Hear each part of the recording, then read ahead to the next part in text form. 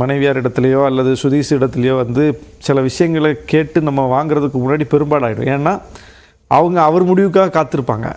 Wait பண்ணுங்க, captain சொன்னால் தான் நாங்கள் சொல்ல முடியும், நாங்களாக எதையும் சொல்லிட முடியாது, அவர் கோச்சுப்பார் அப்படின்னு சொல்லி அவர்கிட்ட வந்து நெருங்கிறதுக்கும் அவர்கிட்ட ஒரு வார்த்தையை வாங்குறதுக்கும் அவங்க ஒரு போராட்டத்தை நடத்தி நாங்கள் பார்த்தோம் மக்கள் நல கூட்டணியில் இருக்கும்போது.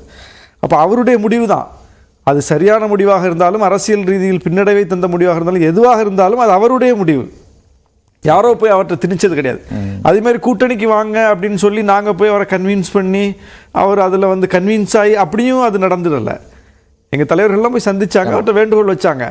ஆனால் அந்த கூட்டணியில் இடம்பெற வேண்டும் என்பது அவர் எடுத்த முடிவு. அதுதான் முக்கியமானது. நீங்கள் அவர் ஏன்னா அந்த பர்சனாலிட்டி என்பது எப்போவுமே வந்து கிரவுண்டில் இருந்து மேலிருந்து வந்திருக்காங்க. அவங்கள்ட்ட போய் எந்த கருத்தையும் யாரும் எளிதில் திணிச்சிட முடியாது. அந்த பர்சனாலிட்டியினுடைய தன்மையை நம்ம புரிஞ்சுக்கணும். அவர் இயல்பிலே ஒரு ஆளுமை, கிரவுண்டில் இருந்து வந்திருக்காரு. அவரே விழுந்து அவரே எழுந்து வந்திருக்கக்கூடிய ஒரு ஆளுமை அவர் இருக்கும்போது அவர் சொல்கிற கருத்து இவர் சொல்கிற கருத்து இப்படி பல கருத்துக்களையும் உள்வாங்கியெல்லாம் அவங்க வெளிப்பட மாட்டாங்க. அவருக்கென்று ஒரு முடிவு இருக்கும். அது சரியின் பட்ட முடிவு அவர் எடுத்தார். அப்படி தான் அரசியல்லையும் அவர் முடிவு எடுத்தார். அது சரியாகவும் போயிருக்குது, பிள்ளையாகவும் போயிருக்குது. யாருக்கு தான் மக்களோட அவருக்கு எப்படி அந்த கனெக்ட்? ஏன்னா உங்களுக்கு பரப்புரைக்கும் வந்திருக்கிறாரு, அங்கே நீங்கள் நேர்லையும் பார்க்க முடிஞ்சு. பரப்புரைக்கு வந்தார். எனக்கு ரொம்ப பெரிய சர்ப்ரைஸ். அது வந்து குன்னம் தொகுதியில் நான் 2016 போட்டியிடும் போது தான் மக்கள் நல கூட்டணி நான் சந்தித்த முதல் தேர்தல். இப்போ வந்து பேசினார். ரொம்ப புகழ்ந்து ரொம்ப நெருக்கமாக பேசினார். ஒரு 4 வேட்பாளர்கள் 5 வேட்பாளர்கள் சேர்த்து அறிமுகம் ஒரே மேடையில்.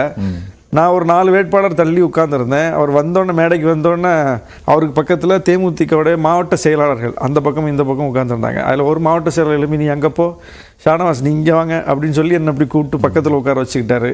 உட்கார வச்சுட்டு பேசும்போது ரொம்ப பெருமையாக வந்து நான் யார் பேசினாலும் டிவியில் பேசினா யாரும் கேட்க மாட்டேன், எல்லோரும் வந்து ஏதோ ஒரு சார்பாக பேசுகிறாங்க, இவர் மட்டும்தான் நியூட்ரலாக பேசுவார், சாதி மதங்களுக்கு அப்பாற்பட்டு பேசுவார் அப்படின்லாம் ரொம்ப பெருமையாக பேசி சொன்னார். ரொம்ப நெகிழ்ச்சியான விஷயம் அன்னைக்கு.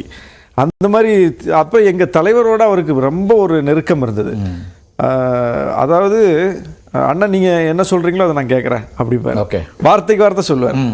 ஒருத்தரை நம்பிட்டா அவர் அந்த அவங்களுடைய அன்புக்கு கட்டுப்பட்டார், அந்த சொல்லுக்கு கட்டுப்பட்டார் அப்படிங்கிறத விட அது அன்புக்கு கட்டுப்படுவது அப்படிங்கிறது அவர்கிட்ட நிறைய கால்குலேட்டிவ் ரிஸ்க் எல்லாம் எடுத்திருக்காரு பொலிட்டிக்கலி. நம்ம அதை பற்றி பேசலாம். திரு ஆழிகிட்ட கூட கேட்கலாம். விருத்தாச்சலத்தில் கண்டெஸ்ட் பண்ணுறதே பல பேருக்கு ஆச்சரியத்தை கொடுத்துச்சு. அதுதான் அவர் வந்து நீங்கள் தமிழ்நாடு அரசியல்